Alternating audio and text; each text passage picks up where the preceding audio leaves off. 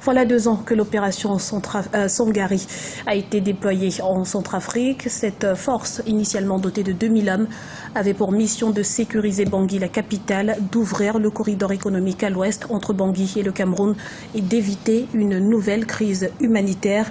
Où en est-on aujourd'hui? Élément de réponse avec Lise Elsi à Kizimana.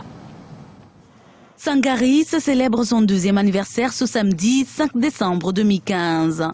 L'opération militaire française en République centrafricaine a été créée le 5 décembre 2013 avec une force de 2000 hommes. Une intervention qui s'est déroulée en 3 phases.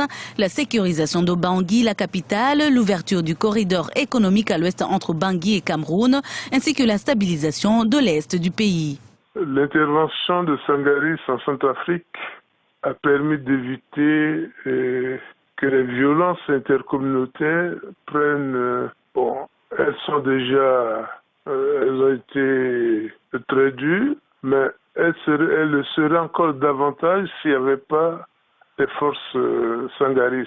Parce que c'est la force la plus dissuasive à l'heure actuelle. Et donc, dans l'ensemble, qu'il s'agisse de Sangaris ou des autres forces de l'ONU, je crois que leur intervention a permis de stopper des violences qui étaient à un niveau très élevé. La force Sangaris a également contribué à la restauration progressive de l'État en permettant l'organisation des consultations populaires durant le premier trimestre 2015. Des consultations qui ont permis l'élaboration d'un chronogramme électoral qui débutera le 13 décembre 2015 avec un référendum constitutionnel suivi du premier tour des élections législatives et présidentielles prévues le 27 décembre 2015.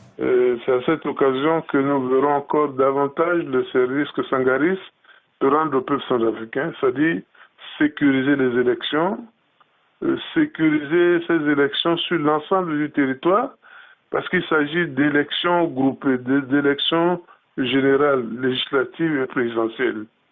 Donc c'est vraiment à ce moment précis que nous allons apprécier réellement l'intervention de Sangaris et l'intervention de la MINUSCA. L'opération Sangaris se prépare actuellement à passer le relais à la MINUSCA, la mission intégrée multidimensionnelle de stabilisation des Nations Unies en République centrafricaine.